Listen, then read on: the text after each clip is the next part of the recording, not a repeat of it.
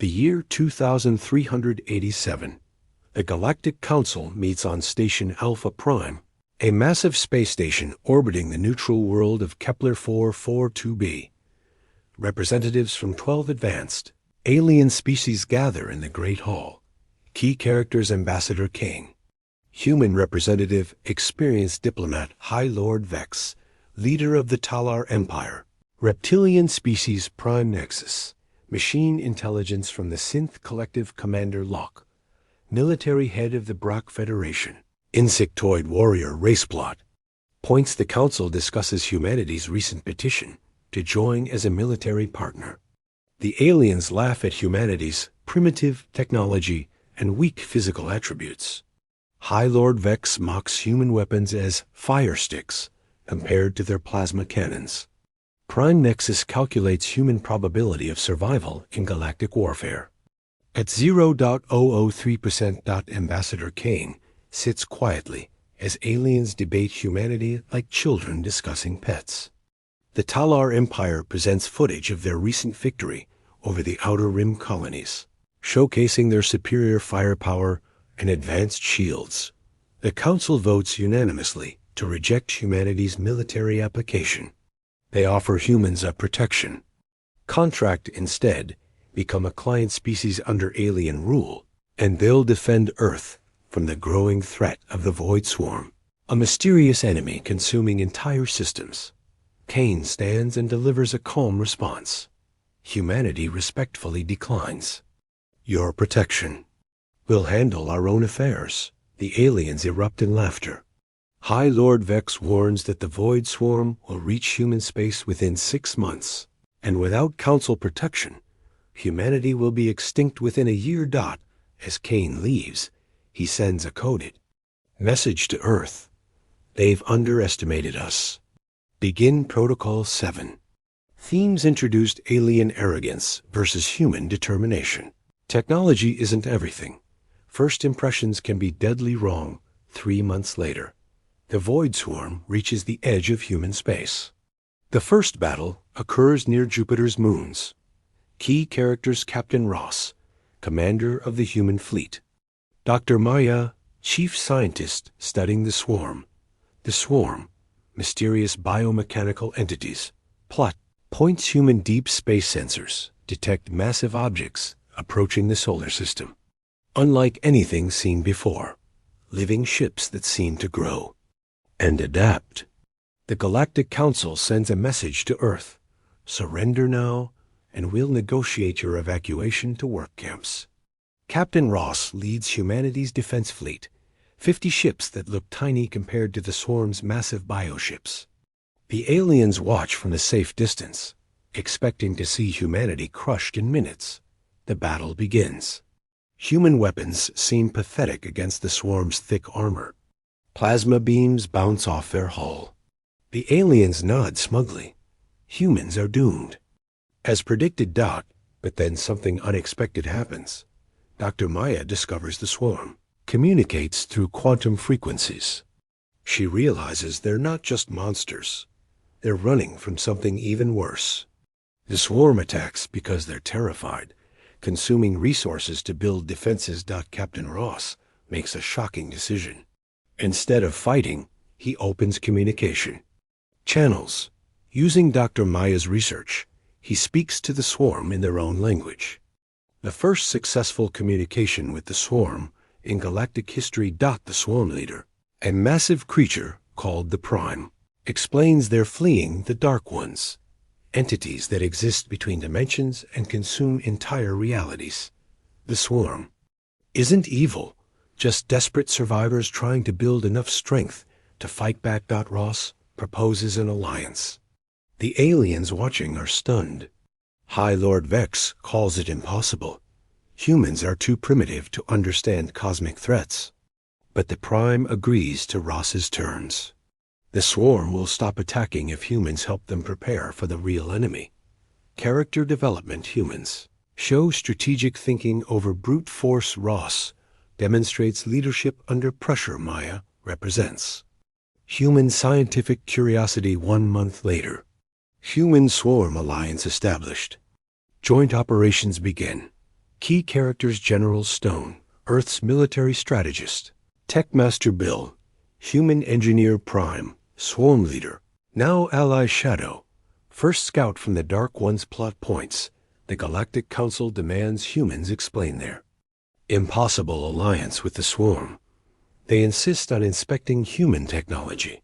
Convinced humans used some trick or alien help, General Stone invites Council representatives to observe human military training. What they see shocks them. Humans don't rely on superior firepower. They use tactics, adaptation, and psychological warfare. Tech Master Bill shows how humans modified swarm biotechnology. Instead of forcing incompatible systems together, humans found ways to merge organic and mechanical tech smoothly. The aliens are amazed. Their own scientists failed at this for centuries. The real test comes when Dark One scouts arrive. These creatures exist partially outside normal space, making them nearly impossible to target with conventional weapons. The Council's advanced plasma cannons pass right through them, but humans developed a solution. Using swarm biotech combined with human quantum physics, they created weapons that can hit enemies across dimensional barriers. The first successful strike against a Dark One in recorded history. Prime shares swarm memories with human generals. The images show entire galaxies consumed by Dark Ones, civilizations that fell because they relied only on superior firepower. The Swarm survived because they adapted, but they couldn't win alone. General Stone reveals humanity's real strength isn't technology. It's the ability to make impossible alliances work. Humans have been doing it throughout their history, turning enemies into partners. High Lord Vex privately contacts other council members. He admits concern. If humans can ally with the Swarm and fight Dark Ones, maybe the Council misjudged them completely. The episode ends with long-range sensors detecting the main Dark One fleet. Thousands of reality-bending ships heading toward the galaxy. The real war is about to begin. 2 weeks later, the Dark One invasion begins. Multiple Council worlds under attack. Key characters: Admiral Hayes, Human Fleet Commander High Lord Vex, now questioning his assumptions. Dark Lord Keth, Leader of the Dark One's Prime, Swarm Commander in Joint Fleet Plot Points. Dark One's attack. 3 Council worlds simultaneously. The mighty Talar Empire's defenses crumble in hours. Their plasma weapons are useless against enemies who exist in multiple dimensions. High Lord Vex sends desperate messages to the Council. Their most advanced worlds are falling faster than primitive colonies. The Machine Intelligence Prime Nexus calculates total galactic defeat within 30 days. Meanwhile, humans and the Swarm execute a different strategy. Instead of defending fixed positions, they use mobile guerrilla tactics. Human ships are smaller and faster, striking Dark Ones, then disappearing before retaliation. Admiral Hayes demonstrates human naval doctrine. Don't fight the enemy where they're strong. Make them fight where you're strong. The breakthrough comes when Dr. Maya discovers Dark Ones have a weakness. They struggle to adapt to completely unpredictable behavior. Their dimensional abilities work by calculating probability patterns, but humans excel at controlled chaos. Human forces begin teaching other species these tactics, but most aliens struggle with the concept. They're too used to overwhelming force and direct confrontation. High Lord Vex watches his homeworld's evacuation and realizes the truth. The Council's advanced technology made them predictable. Humans succeeded because they never stopped being creative problem-solvers. The Swarm shares intelligence, showing the Dark Ones' main weakness. Their command structure depends on a single leader, Dark Lord Keth. If he falls, their dimensional abilities collapse. But Keth exists primarily outside normal reality. Only someone thinking in completely alien patterns could reach him. Someone unpredictable enough to break through dimensional barriers through pure chaos. Admiral Hayes volunteers for the impossible mission. Using a modified swarm bioship enhanced with human quantum drives, he'll attempt to enter the Dark One's dimension and face Keth directly. The Council votes to support. In mission, their first official recognition of human military competence. High Lord Vex personally apologizes to Ambassador Kane for the Council's earlier arrogance. Final battle in the space between dimensions. Reality itself becomes a battlefield. Key characters Admiral Hayes on his suicide mission Dark Lord Keth. Ancient enemy of all existence, Ambassador Kane, coordinating the final alliance. All previous characters united in final stand plot points. Hayes enters the dark dimension in his hybrid bioship. Reality works differently here. Time flows backwards, space folds on itself, and thoughts become physical forces. Dark Lord Keth appears as a massive entity of pure entropy, older than most. Galaxies. He mocks Hayes. Another primitive species thinks it can challenge eternity. I have consumed realities beyond your comprehension. But Hayes uses the most human approach possible. He doesn't try to fight Keth with superior power. Instead, he talks to him. Hayes realizes Keth isn't evil, just incredibly old and tired of existence. The Dark Ones destroy realities because Keth wants everything to end, including himself. Meanwhile, the joint fleet holds the dimensional gateway open. Council ships, swarm biovessels, and human cruisers fight together for the first time in history. Each species contributes their strengths, while humans coordinate the impossible alliance. High Lord Vex leads Talar ships in support roles. Prime Nexus calculates tactical solutions.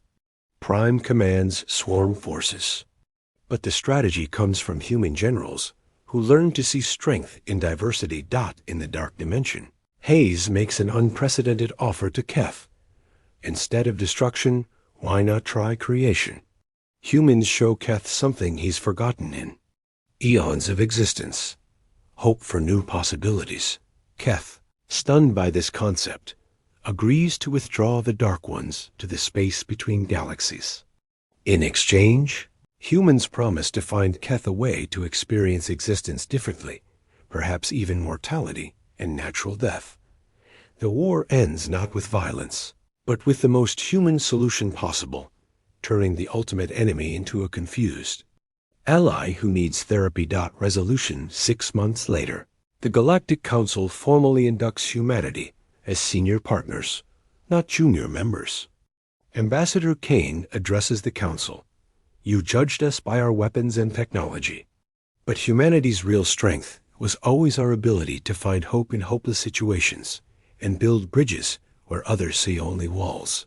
High Lord Vex admits the Council's greatest mistake was assuming advanced technology meant advanced wisdom. Humans reminded us that sometimes the most primitive approach, talking to your enemies, is actually the most sophisticated strategy possible.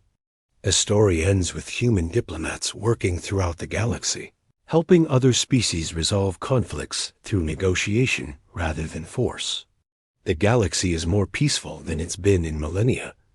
But in deep space, Admiral Hayes continues.